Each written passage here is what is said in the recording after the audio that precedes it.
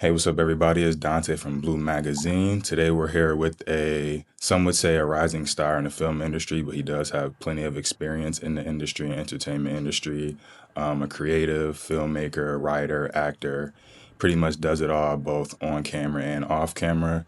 Carlitos Do Souto, how you doing today, my brother? I'm great, man. Thank you for having me this morning. No problem. So today's a big day for you. You're premiering your new feature film, Radio Sky, at the Pan African Film Festival. How does that feel? First of all, having your first film feature there, and also being somebody of African descent and being able to premiere your film there. Well, one, I think it's exciting to be there at the moment, to be at this location, given that this is a platform that gives voices to blacks, just people from African descent in general. Hmm. But then at the same time, to have a cool feature that people are talking about, it's a good thing to be there at the moment. Of course, I'm a little nervous seeing my project in front of people for Hmm. critique, judgment, but I'm excited for the challenge. Love it, love it. So I did get a chance to check out the film a couple times. So what would you say is just to like, I want to jump ahead a little bit and then we'll backtrack a little bit.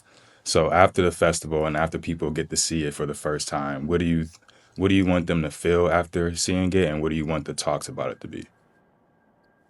I think if we look at what's happening in the country, we have a lot of distrust around the country. You have a character who lives with a lot of distrust. And even though this character is living with a lot of distrust, he uses humanity and human connection to help another human being who is stranded in space, Hmm. regardless of the consequences. So if you look at what's happened in the world, you have people out there dying to save other people who are afraid. So I want people to connect with this as a story of humanity. Hmm. And then also, when it comes to the film, something that I appreciate is that you have black people in powers of position, and you also have them in a positive light. And majority of the films, at least that I grew up on and that are in like the entertainment industry, when it comes to black people that normally get the recognition, it's normally something that shows us in a negative light or a place of struggle or a place of, yeah, a negative light or a place of struggle. So how was that important to you when you casted people to be like astronauts and super smart hackers and somebody of power, like that was the yeah, like I said, in NASA? Absolutely. Being an actor as well, I get tired of going out for those roles. I'm a person, I did my diligence. I have a college degree. I've invented stuff. I have many US patents. I've written this stuff, this film. But sometimes when I go out for roles, it's not roles that I see myself playing. It's, Mm-hmm. something negative. I'm either a drug dealer or a Mm-hmm. gang member. So Yep. I decided if I'm going to craft something for myself and other actors, I want it to be something that's intelligent, something that's crafty for actors to enjoy, like a good meal. So this is a dialogue-driven, very dense, I would say intelligent, joyful dialogue for actors to dissect on. And did you have Dennis Haysbert already in your mind when you were writing the script for the movie? No, I did not. But when I decided that, I always knew that I wanted to have a star. I did not move. But when I Mm-hmm. looked at the list of stars that would play that role, he was the number one choice. And he's normally like in those type of roles as a position, like a black man in power. So it was like perfectly fitting for him. He probably didn't have to really do much acting. Absolutely, that's the thing. He didn't have to do much, and he's played the president of the United States. He's played government officials. Mm-hmm. It was very easy for him to transition into the Joseph Finley, the directors of communications at NASA. Mm-hmm. So when you like were first writing the script, when did that start? Like when did the inception of Radio Sky come from? When was this world actually built? Well, I've written several scripts that I was having challenge funding. Mm-hmm. So I decided to start focusing on scripts that takes place in one location or very limited location. In fact, the Radio Sky was a one location only. It was Mac inside his apartment, Mm-hmm. and all the communication with space was via the radio. Mm-hmm. It's when Mac had the idea of what if I had the Hubble telescope and see the outside of space and the moon and the sun and Earth. That's when everything is sort of changed because if he has that ability to hack an exterior space camera, then he has the ability to hack the camera inside the ISS. So it's that I went back and forth that idea that I decided to open it up. But the concept was more about figure out how to tell an intelligent, interesting story in a very limited location that can be executable with a very low budget. Hmm. Yeah, the thing is, I didn't notice that until later on in the movie that it was pretty much a couple of locations and really just in Mac's living room slash office. So that Yeah. speaks to the writing and the storytelling as well as you as an actor just taking on that role and your personality showing and kind of carrying the film. Yes. So, I think for as a writer, I like stories like that. I have another script that I want to do after this that's similar, not a sci-fi, but very contained. hmm I feel for a creative person, it really gives you the challenge to do something, to take a concept and put it in one room and create an entertainment from that, an art piece from that. hmm Yes. and as like creators and just people in general, we're normally our toughest critics. So how do you think you did like as the actor and as the lead role for the film, if you had to rate yourself? I would say I tried my best. The buzz that we're getting from it have been positive so far. Hmm. In terms of grading it, I would have to leave that to the critics. That's not my position, you know. No, I feel that. Yeah. So how was it balancing? Because I know I listened to like some of the other media stuff you've done. How was it balancing being the lead actor as well as the writer and director for the role? How did you split that up, or did you focus more on one thing at a certain time so that you can then focus on being a director when you were on set? What I did was during pre-production, I printed out three copies of my script. So I noted on my acting script, I made specific notes there from an actor's perspective. On my directing script, I made notes specifically for a director's perspective, and then I have another one for technicalities, which I work with my DP and other technical people on set. So whenever I was shooting, if I was the actor, I was operating solely from the actor's script, so that everything was coming from a very specific place as an actor. And when I was directing, I would move to my directing script. Mm. It was challenging, but I'm at a point in my life where this was the way to go. I felt I had no other choice.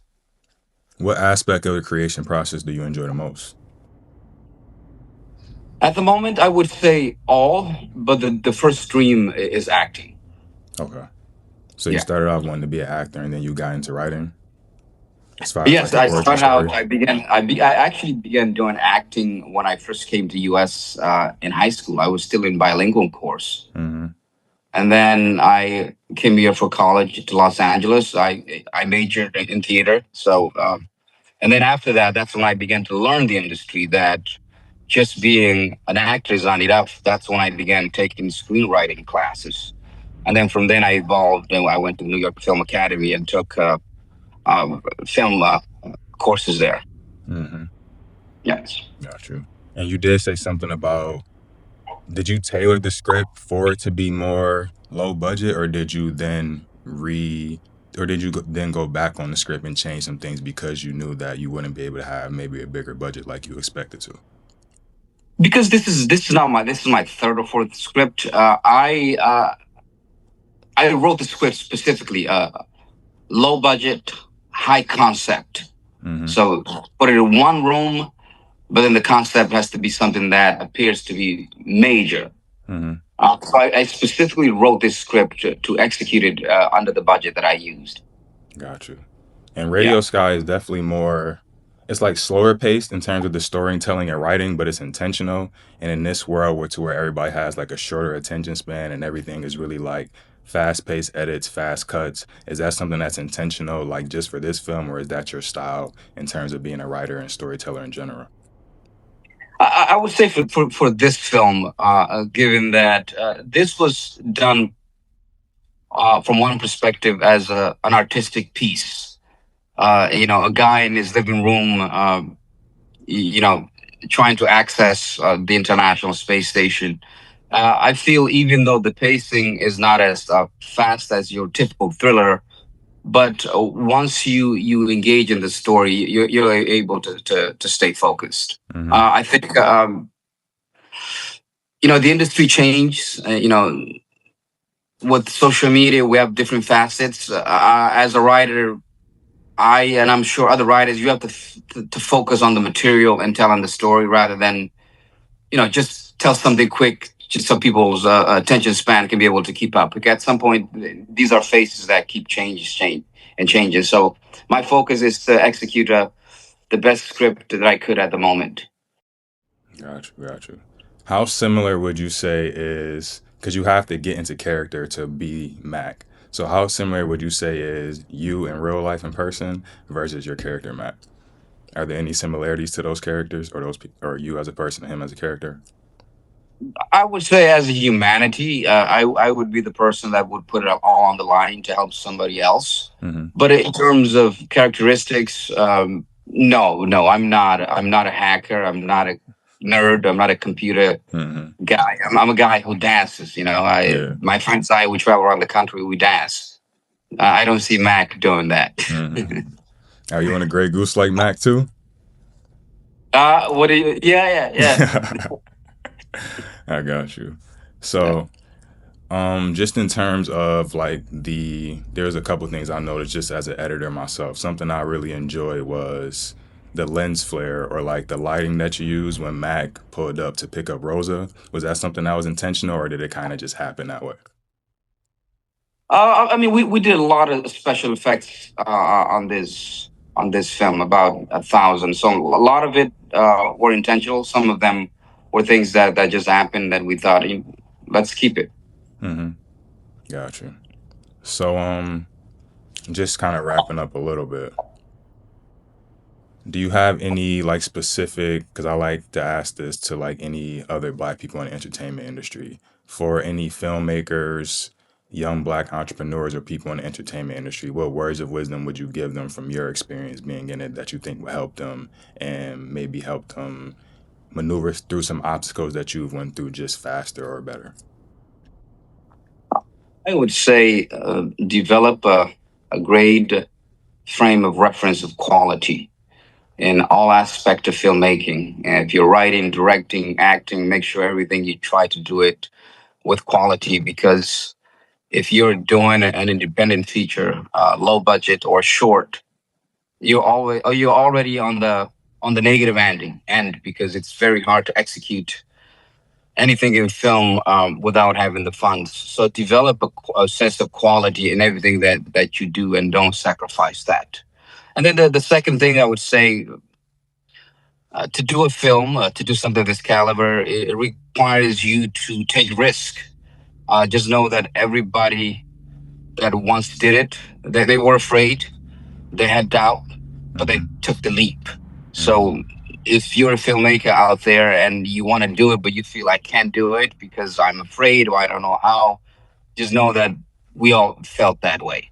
What you have to do is work your strength. If you're an actor or director, that's your strength.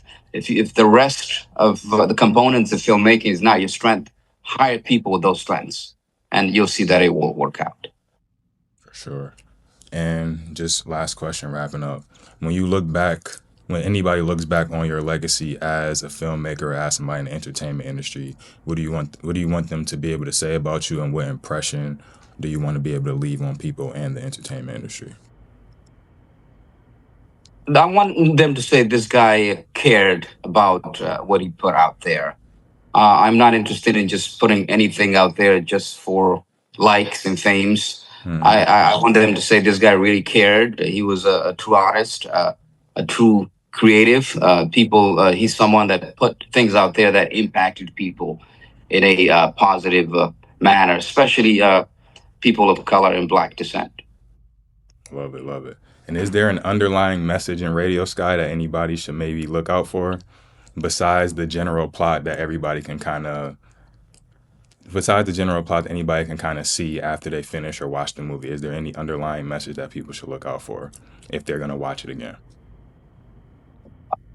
Say the aspect of governmental distrust. The power above. You have this guy who's an ethical hacker who was framed on a job that he was hired, but then when the government realized that they assigned him to the wrong job, instead of taking ownership, they just framed him.